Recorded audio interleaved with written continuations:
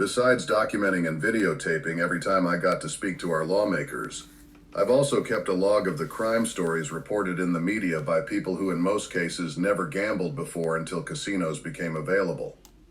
I'm not talking about the petty crime like cars being broken into, casino patrons being robbed after leaving the casino, or the compulsive gamblers leaving their children in their cars in unbearable weather while they're in the casino gambling. What I'm talking about are those who got caught stealing over $100,000 to feed their casino addiction. You'll notice on the list I've written that when our casinos became full-blown with table games in 2010, the amounts of money stolen is greater. Who knows how many more are out there who didn't get caught? October 15, 2009. After Lancaster Farmer's death, daughter embezzles $140,000 to pay off her casino debt. November 17, 2009. Bookkeeper accused of stealing $176,000 from Scranton law firm. Lost it all in casino. November 23, 2010. Payback for Philly casino gambler who bilked boss for $200,000. January 29, 2010. Murraysville Credit Union employee steals $227,000 and gambles it away at a local casino. July 1, 2010. Former Pittsburgh nurse falsifies cancer treatment insurance claims for $286,000, said she was addicted to slot machines. August 15, 2010. City tax collector could not resist casino $325,000. September 17, 2010. Stolen funds used in casino by Springfield woman, $389,000. November 11, 2010. Woman pleads guilty for embezzling $330,000, cites gambling addiction. February 17, 2011. Harrisburg couple embezzled from school board $366,000. February 23, 2011. Cecil County Casino high roller imprisoned for stealing $913,000.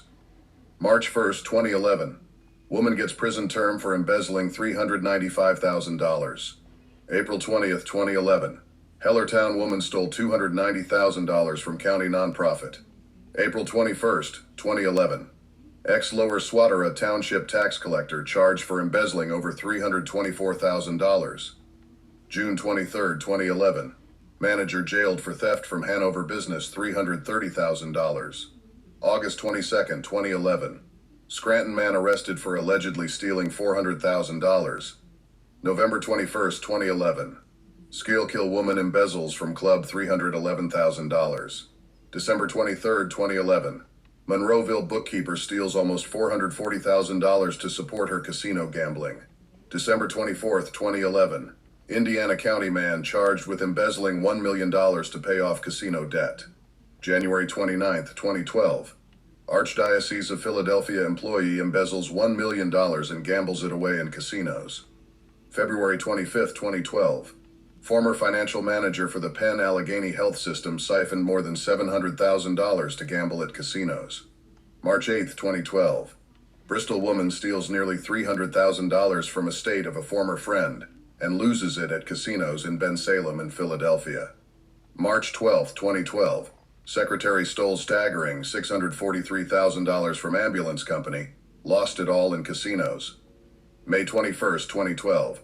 South Whitehall casino gambling couple in an elaborate embezzlement scheme using local residents' utility payments stole $850,000 to support their casino gambling habit. The monthly statement legislation House Bill 560 never made it to the floor for a vote that session. In February of 2012, Representative Kimber put forth for the fourth time House Bill 736 Casinos Monthly Statements in the new session. Most state reps and senators agree it's a good idea but don't want to commit to it until further studies. That didn't surprise me. They've been using that excuse from day one. Let's not forget who we're dealing with here. 4 out of the 6 lawmakers who were instrumental in bringing casino gambling to our state have been convicted of crimes after our gaming bill passed that were unrelated to the casinos. One Philly senator who was Governor Fisher's right-hand man and the main architect of our gaming law was convicted of defrauding the state Senate, a nonprofit and maritime museum. He had Senate staff renovated his mansion. The nonprofit provided luxury cars and political polling. The museum charter yachts for vacations to Martha's Vineyard. He was incarcerated for 4 years for stealing $4.2 million from the state. The following year, House Bill 736 passed respectively by a vote of 189 to 2 in our state house. From there, it moved to the Senate, where it has been stuck for months in a quagmire in the Economic and Recreational Development Committee, which oversee gambling issues. It's chaired by Senator Jane Berlin. After pestering her staff at her Capitol and home offices, I finally got her on the phone. I asked her if she will allow the bill to move out of her committee anytime soon. "Not likely," she replied. When I asked her why, she said, "The Gaming Control Board already has regulations that cover what that proposal would do, so the monthly statements are not needed."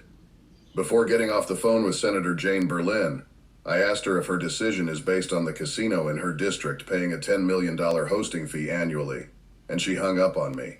After that ordeal, I decided to hang up my casino crusade addiction for now. But before doing that, I'm going to make one big splash in the casino cesspool. I wrote an op-ed piece on the demise of my monthly statement safeguard titled, "The Paper Trail." I sent it out to all my media contacts throughout the country. In it, I explained how I got it put forth in 4 sessions in the State House and once in our Senate.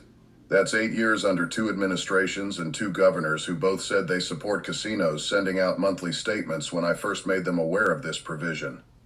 In the op-ed, I listed all the benefits these statements would provide to the innocent loved ones when a family member bites the casino apple, and the reasons why casino operators don't want to send them. From their fear that patrons, after reviewing their monthly statements, will curb their casino gambling or possibly eliminating it completely. Then I wrote what the casino operators really fear, which is a paper trail that can be used in a lawsuit when a casino patron loses everything, or one commits suicide over their addiction. Now, most people aren't aware of this, but no one has ever sued a casino over their gambling losses and won. Many have tried, but to no avail. So I wrote what could happen if someone who never gambled until the casino opened in their backyard commits suicide from their gambling addiction, and their loved ones get a lawyer to sue the casino. Most lawyers would tell them that they don't have a case because of personal responsibility. But when a lawyer is shown a stack of monthly statements with the deceased gaming activity on them, now that would be a game changer. Now, if you're wondering what I mean by that, let me explain. Here's what monthly statements will show.